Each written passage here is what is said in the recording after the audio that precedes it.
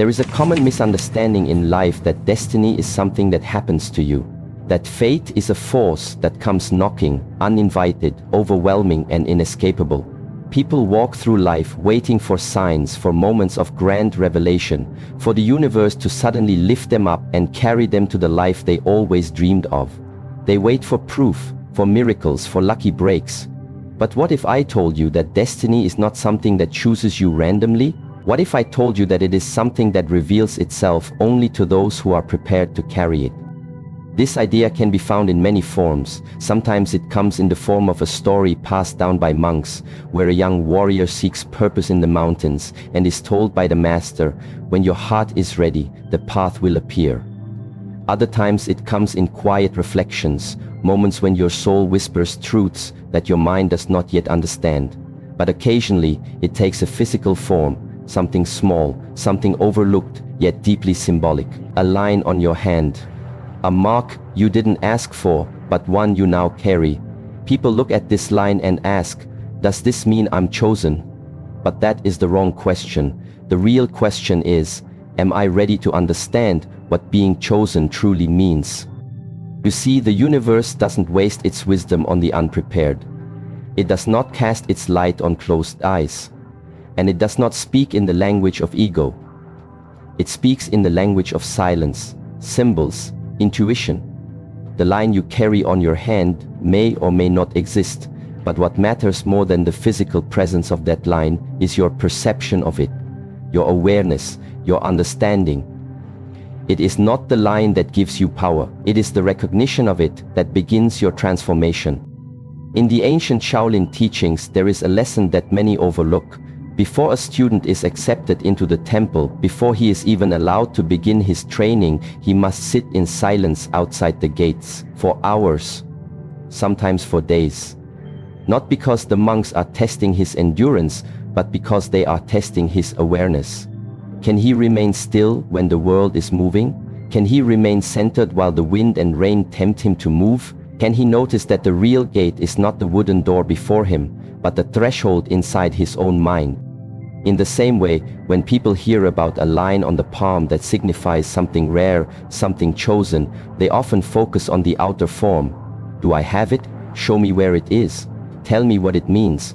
But these are the questions of the unprepared. These are the words of someone who still believes destiny is a reward. But destiny is not a reward, it is a response to readiness, a response to self-discipline, a response to the one who has gone through the fires of doubt and pain, and come out, not begging for miracles, but walking with stillness and clarity. To be chosen does not mean you are special. It means you are responsible. It means that something within you is being called into service. It means your awareness has reached a threshold where now the truth cannot be hidden from you anymore. And that truth may arrive as a vision, or as a quiet sense that you are meant for something more, or perhaps in a single line, invisible to others but undeniable to you. There is a story from my youth that I have never forgotten. A fellow student in the temple had trained for years, strong, sharp, intelligent, but prideful, always seeking approval, always wanting recognition. One day, our master spoke to us about the line of destiny. He said there is a line on the hand that reveals your calling. Not all have it, and not all who have it understand it. Immediately the student examined his hand, searching, calculating, comparing with others. He found a line that matched the description and smiled with satisfaction.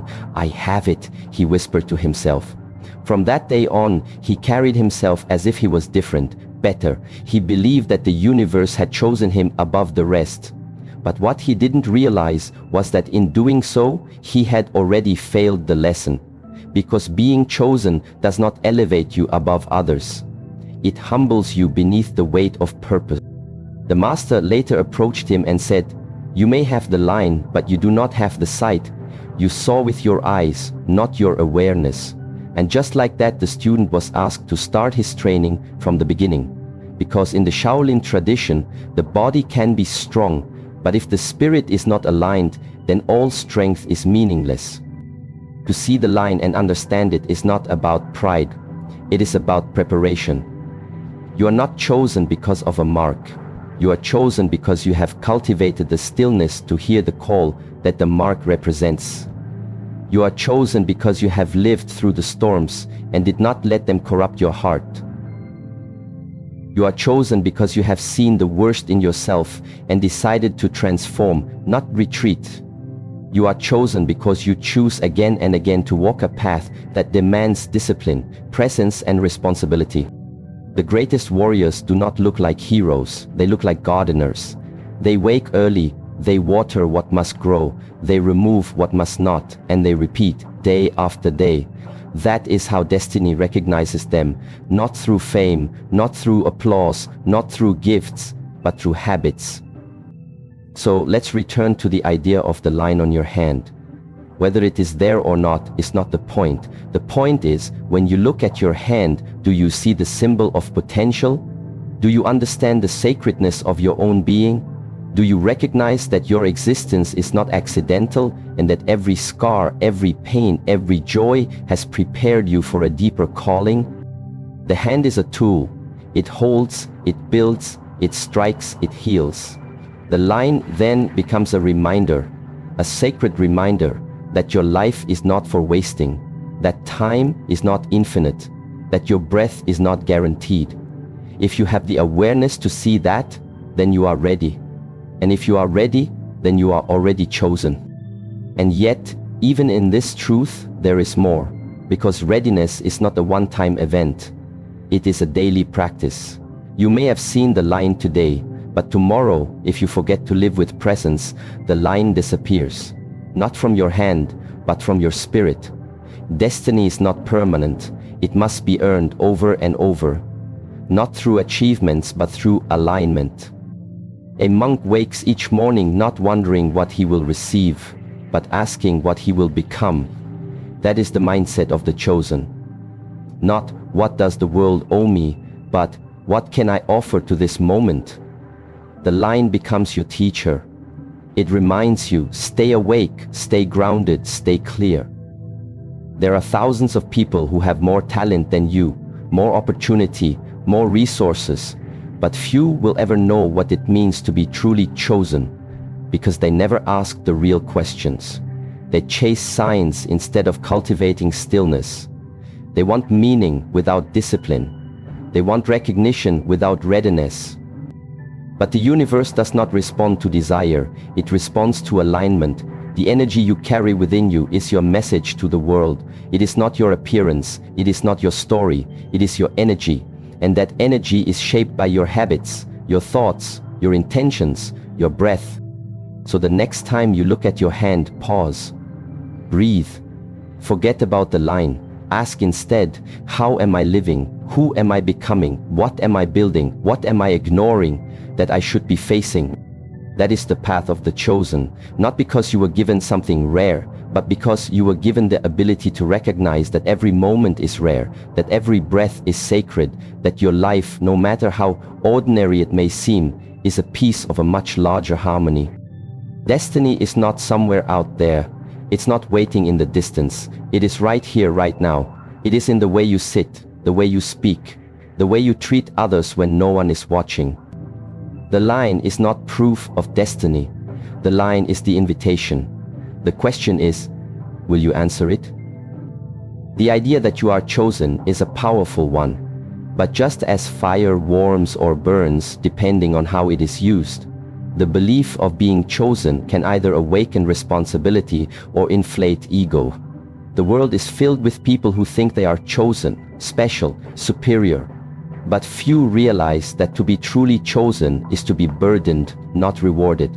It is to carry the quiet, invisible weight of self-responsibility, to walk a path of awareness in a world that wants to distract you, to act with discipline when the rest of the world chooses comfort. That is what marks the truly chosen. Not a line on the palm, not a blessing whispered by destiny, but the way they carry themselves when no one is watching. We live in a time when most people seek freedom from responsibility. They want the rewards without the path. They want the strength without the struggle. They want clarity without the silence. And most of all, they want meaning without the discipline required to shape it. But that is not how life works. That is not how the universe operates. Everything in life comes with a price, and for the chosen, the price is inner responsibility. What is inner responsibility?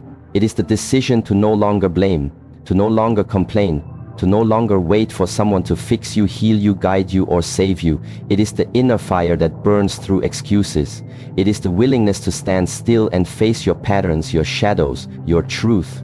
Inner responsibility is when you begin to understand that everything you think, everything you say, and everything you do echoes into your destiny. It is not punishment, it is power, but only for those who are willing to carry it. When you are truly chosen, life does not get easier, it gets clearer.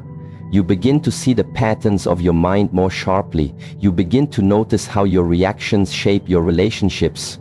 You begin to observe how every habit, no matter how small, becomes a brick in the foundation of your future.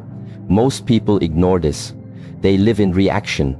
They respond with emotion. They make decisions based on fear, pleasure, or convenience. And then they wonder why their lives feel chaotic, why they feel lost, why they cannot find peace. But the chosen, the ones who understand inner responsibility, do not run from chaos. They face it, they study it, they bring order to it from within. The mark of the chosen is not what you carry in your hand, it is what you carry in your mind when things fall apart. It is your breath when you are anxious. It is your posture when you are discouraged. It is your tone when others are angry. It is the way you walk through darkness without letting the darkness walk through you. And this is not something you perform for others. It is not something you wear like a costume. It is something you embody, quietly, consistently, invisibly, because it has become part of who you are. Discipline is the outer layer of responsibility, but awareness is the core. Without awareness, discipline becomes punishment. Without awareness, effort becomes ego. But with awareness, everything changes.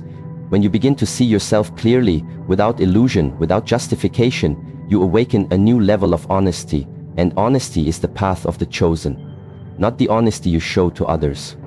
The honesty you show to yourself. Can you admit when you are wrong? Can you recognize when you are falling into old habits? Can you stop the pattern before it pulls you back into unconsciousness?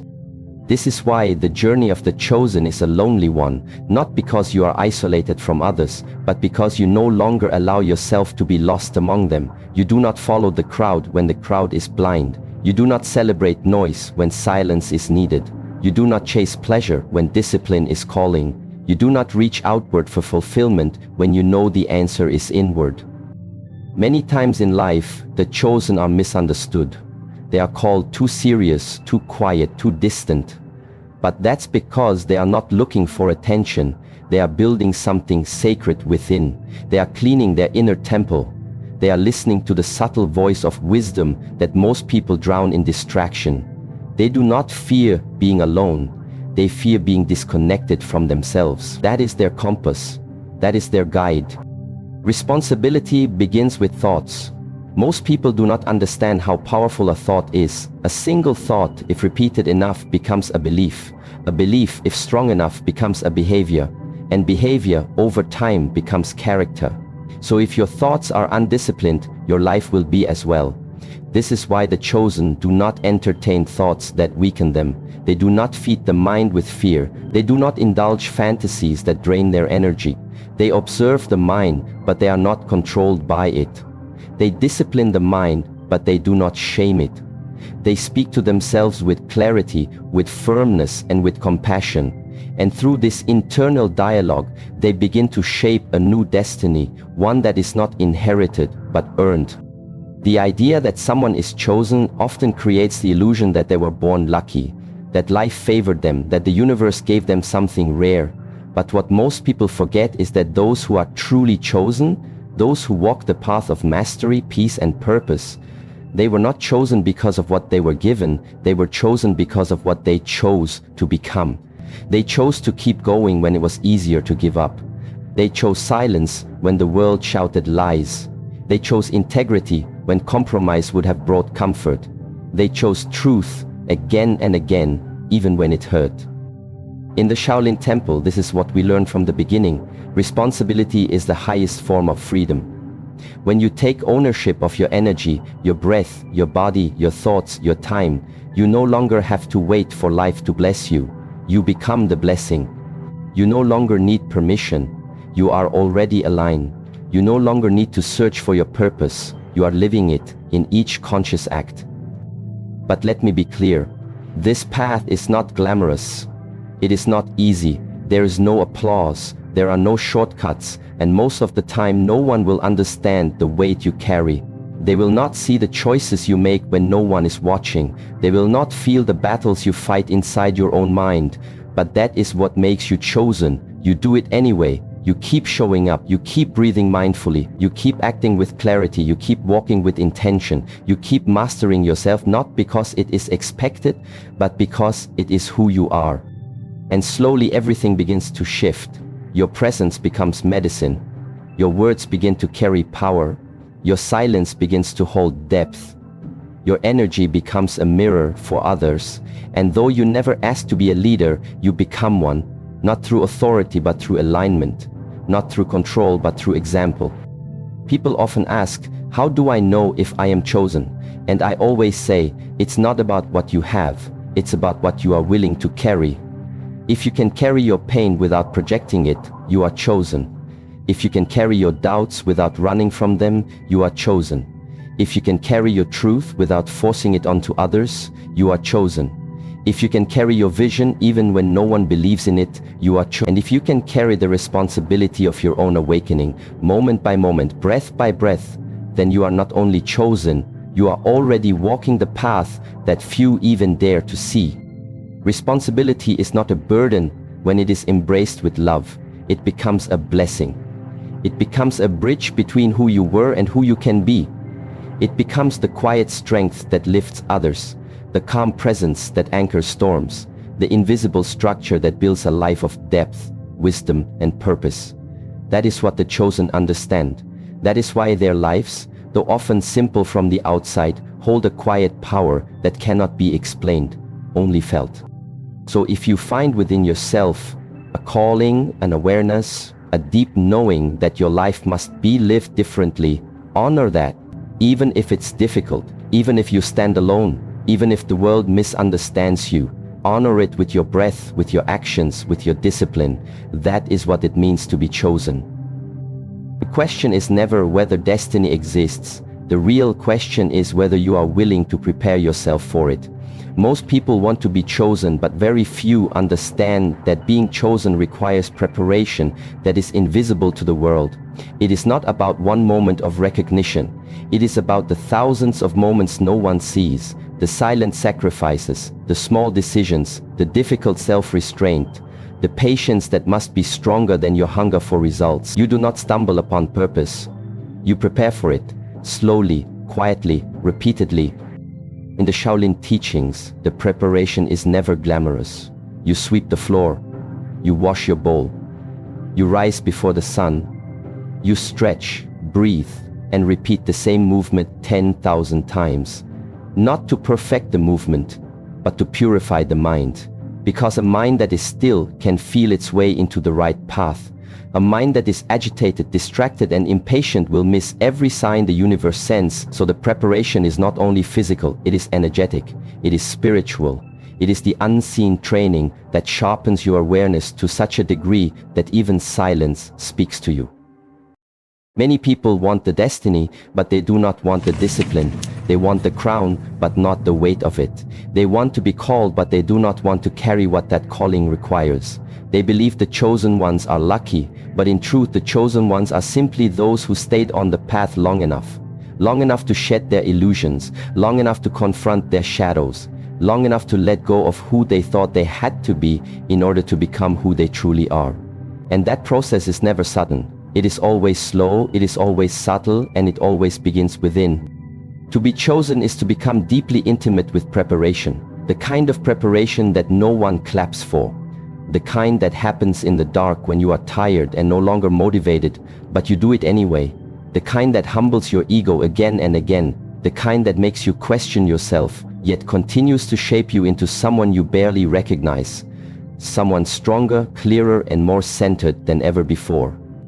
In the temple, the highest compliment is not strength, it is not speed, it is stillness. Stillness reveals a prepared mind, A prepared mind is not disturbed by emotion, it is not reactive, it is responsive. It does not panic, it listens, and from that listening, it chooses wisely. That is the fruit of preparation. Not perfection, but wisdom. Wisdom that has been earned through discomfort, through failure, through showing up anyway. When people ask me how they can find their destiny, I often smile. Because destiny is not something you find, it is something you create space for. It arrives when you are ready, not before. It is like a seed. You cannot force it to grow, but you can water the soil, you can tend to the environment, you can remove the weeds. That is what preparation is. You may not see the results right away, but the inner landscape is changing. The roots are growing. The silence is deepening. And then one day, what was hidden bursts forth. Not because you demanded it, but because you honored the process. True preparation is not exciting. It is not a loud announcement to the world. It is quiet. It is repetitive. It is often frustrating, but it is sacred. Because in those quiet repetitions, you are shaping your character. You are carving your discipline. You are breaking your attachment to comfort and replacing it with strength. The chosen are not chosen at random. They are prepared in private, over years, through storms, through silence, through every choice that says, I am not here to impress, I am here to transform. And the most difficult part of preparation is this, letting go of the outcome. You train not because you want a reward. You train because the training itself is your devotion. You rise early not to prove something, but to align yourself. You control your speech not to gain praise, but because you know words carry energy, and you are no longer willing to harm others just to express your emotions. You breathe before reacting because you understand that one moment of awareness can prevent years of regret. This is the unseen discipline that separates those who are interested from those who are ready. To be chosen is not a gift. It is a reflection, a mirror of who you have become. Life does not hand out purpose randomly. It places it in the hands of those who can carry it with humility, with focus, with grace. And the only way to become that person is through consistent preparation. Preparation of the body, of the mind, of the breath, of the heart. There is a saying in the East, when the student is ready, the teacher appears. But most people misunderstand this. They believe the teacher is an external person, a master, a guru. But the real teacher is life itself. Life becomes your master the moment you stop resisting it. Every moment becomes a lesson. Every setback becomes training. Every difficult person becomes a mirror. And your response to these lessons is your preparation. Will you react with emotion, or will you respond with awareness? Will you run from the challenge, or will you breathe into it? Will you blame the world, or will you ask, what is life trying to teach me? If you can ask that question sincerely, without pride, without complaint, then you are already preparing. Even in your confusion, even in your pain, even in your doubt. Preparation does not require perfection. It only requires presence, over and over, until presence becomes your natural state, until you can walk through fire and not lose your balance, until your inner world is so stable that no outer chaos can shake it. Then you are ready. Then you are chosen. And still the journey continues, because there is no final destination, only deeper levels of preparation. Each layer brings you closer to clarity. Each trial strips away the unnecessary. Each silence deepens your understanding, and slowly, without even realizing it, you become someone who does not chase destiny. You embody it, you live it, you speak it, you walk it, and others feel it, not because you tell them, but because your presence says it all. This kind of preparation is not taught in schools. It is not measured in degrees or certificates. It is measured in your ability to remain centered when nothing goes your way. It is measured in how you treat others when you are in pain. It is measured in whether you can sit with yourself without distraction, without stimulation, without needing to escape. That is the true preparation. That is the training of the chosen. So do not ask, when will my purpose arrive? Ask instead, how can I prepare myself to carry it? Do not ask, where is my sign? Ask, can I become quiet enough to recognize it? Do not ask, why is it taking so long? Ask, what else do I need to master within myself before I am ready? The line on your hand may be there, or it may not, but that does not matter. The real line is the one you are drawing each day with your actions, your thoughts, your habits. That is the line of your preparation. That is the mark of your readiness. And when it becomes strong enough, deep enough, clear enough, destiny will not need to find you. It will rise within you. There is something the modern world forgets, something that is not written in books or taught in schools. It is the understanding that those who are truly chosen often go unseen. They are not the loudest in the room. They are not always recognized, rewarded, or understood. Their lives are not full of constant applause or celebration. Instead, they are marked by solitude, clarity, and quiet alignment with the truth. Because the path of the chosen is not a path of performance. It is a path of presence. And presence, true presence, is invisible to those who are asleep. We live in a time when everyone wants to be seen, to be validated, to be followed, praised, and approved of. People spend their energy curating images, building masks, chasing attention. But the one who is truly chosen does not seek attention. He seeks alignment. She seeks truth. They are not moved by the noise of the world because they have found something deeper, the stillness within themselves.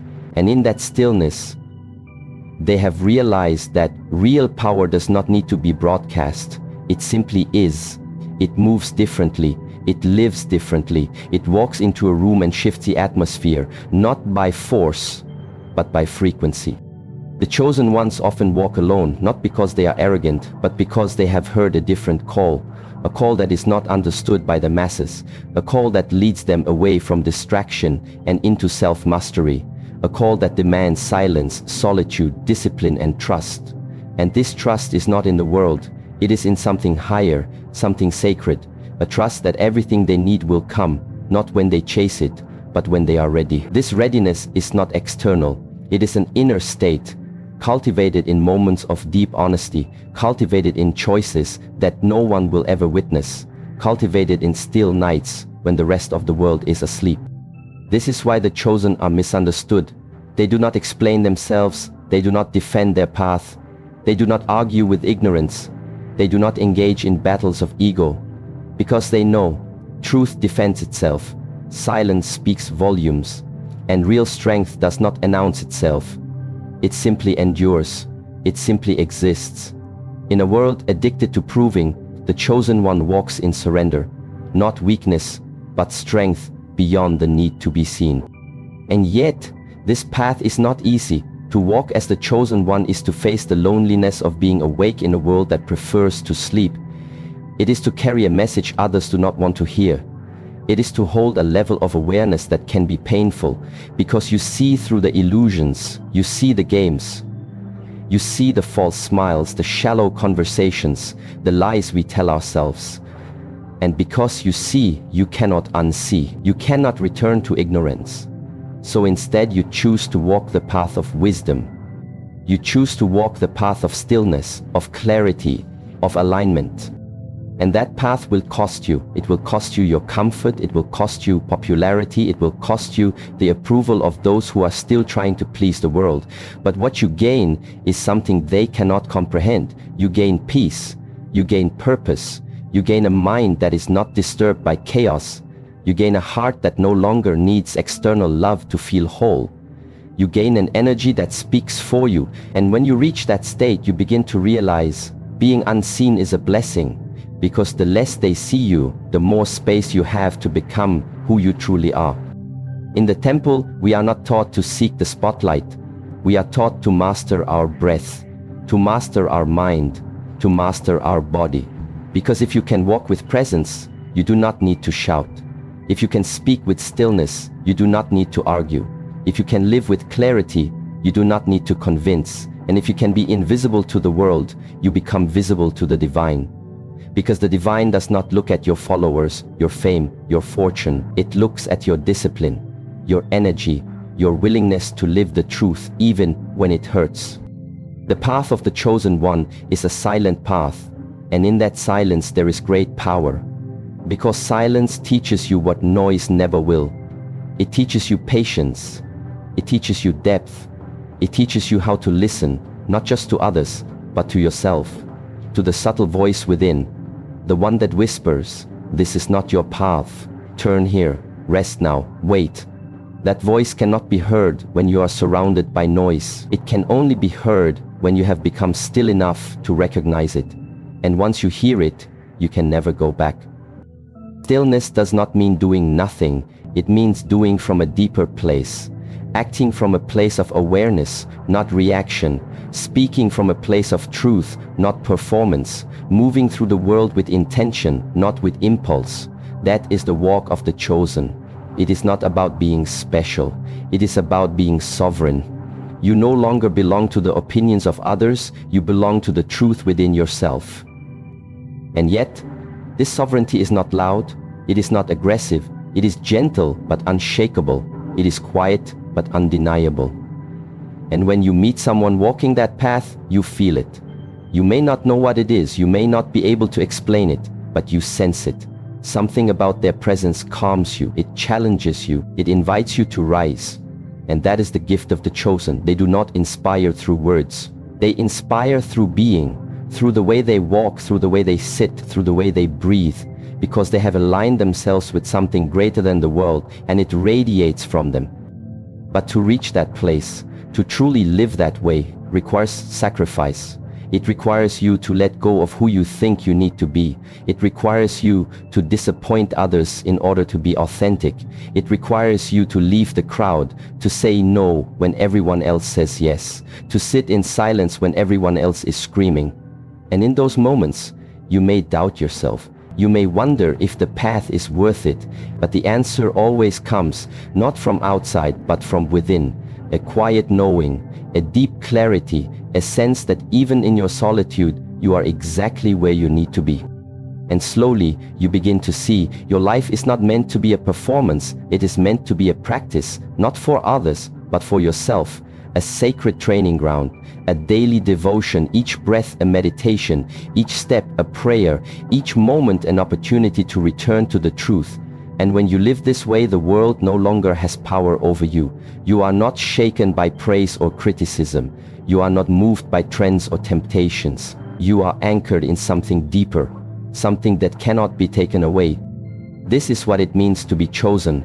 Not to be better than others, but to be more aligned with your purpose, not to rise above others, but to go deeper within yourself, not to lead others through force, but to guide them through example, and not to shine in the light, but to glow in the dark, quietly, steadily, consistently, because the fire within you does not need to be seen, it simply needs to be lived.